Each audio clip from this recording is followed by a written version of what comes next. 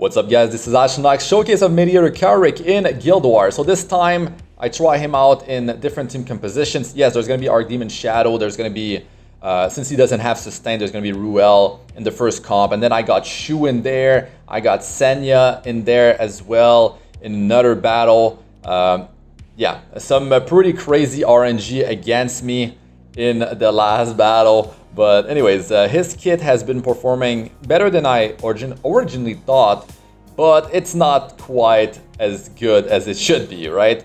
So let us know about your experience if you do have him in the comment section. I got some comments so far about players using him in various team compositions successfully. So yeah, let us know how it's been working and where do you stand in terms of ranking. So today we're fighting 7 Path. And we are losing, I mean, we're winning by quite a bit, actually. So, the first battle, right? Here, there's something I wanted to try, and it's test out what will be removed first, the attack buff or the immunity from Fairytale Tenebria. And let's find out here. Yeah, so the attack buff seems to have gotten removed first. And she looks like she's on high effectiveness because my Ruel with, I mean, what is it, 200% effect resistance got stripped. And I only have 185% effect resistance on Kawerik after accounting for his artifact, right? So it's not that high. I'd like it to be quite a bit over 200% if possible, but I don't have the gear level. You know, I feel like with himself and the rest of my roster, I can push, you know, up to champion in RTA. I'll do the push. I'll try to do the push this season. You know, I got 4 accounts. It's pretty crazy. You know, a lot of time needs to be invested to pull that off. But you know, the last season I got champion on 3 different accounts. So, but minus the second one, this one.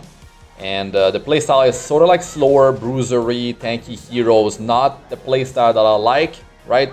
You guys know me, I like speed cleave, I like speed single target burst.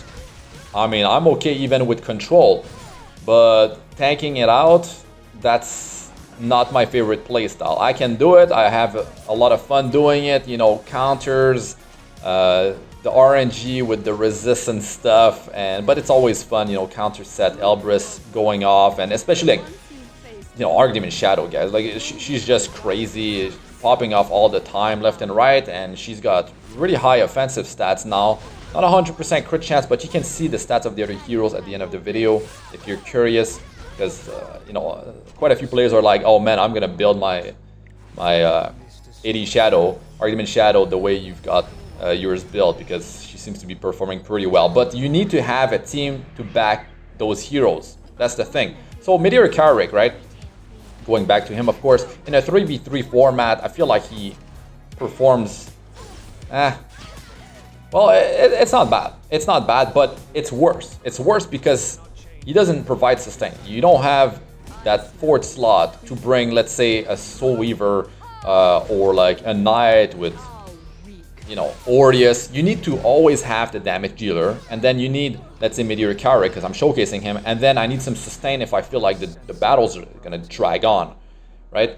So here I open up here with the immunity attack buff. I want to have that before Seaside applies unable to be buff debuff. So yes, I did bring Angelica in this battle, but I didn't know.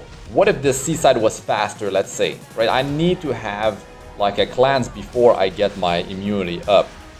So I wanted to try something different and have a different Soul Weaver. So yeah, I opted for Angelica, which everyone can get for free now. So there's that. And there's Shu, which I don't showcase often, but she's in there. So Kawerik, of course, he's on a support build, and we're not going to be seeing big numbers out of him. And I'll try him on a bruiser build later on, but I just want to get this out of the way. I wanted to try him in you know, Arena RTA and Guild War with the support build before I do the move to a bruiser setup to see what kind of number we can get out of him, you know, with 15 skill ups. Unfortunately, he doesn't have an AoE attack, right? So there's that, and then there's the build up of using the skill 3 and then waiting until you can use skill 2 or 1. So of course, if I was trying him on a bruiser build, I would maybe go on a counter set. Counter immunity would be pretty solid. But then, like, if you go offense, you're not gonna have high effect resistance on him.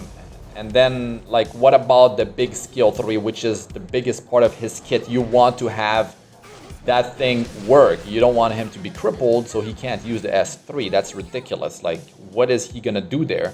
That's the big problem. The big downtime between skill 3 and to the skill 2 that follows up. The skill 2, which is a single target attack, and the biggest threats, you know, you need to land that attack break. If they're stealthed, Landy, you know, Spectre Tenebria, or they have a way to remove a debuff like Tempest Siren, like you can't do much with that ping. So it's not reliable, but the barriers are reliable if you don't have an able to buff debuff, but you probably won't because you have immunity on your team, right? So yeah, this team right there is crazy. Look at this Arbor of Vildred. He just goes nuts. So I really like that at least the attack buff gets removed, greater attack buff. It gets removed before the immunity. So that's a pretty good pro right there. I like that. So he can be a reliable hero to use, right, versus Fairy Tale Tenebria. But if she's on Isla's Violin, that artifact, I believe with her S3, they can remove 2 buffs off of the enemy. Yeah, if they both work successfully. From what I remember, pretty sure I've seen it happen. Greater attack buff again. Like, it's ridiculous what kind of luck this RB has. Ridiculous. Senya is just like chipping at their health. And it's great when you have the attack buff and the immunity. But the greatest thing is definitely the cleansing beforehand.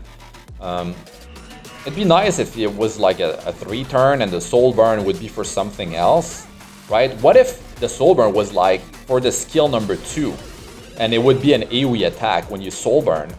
And I feel like the skill 1 is pretty cool. Like, he's got it all.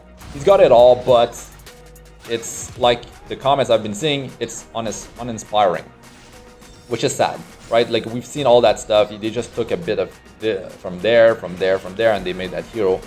It's unfortunate, but I hope they can buff him later on. Performance-wise, very high investment for what he can do. I don't think he's worth pulling for.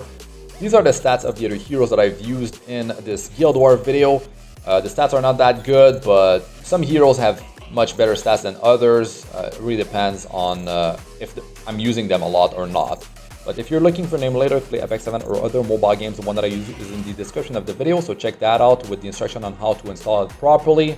That's it for this one. I'm Astranox. Good luck with all you do. Peace out for now.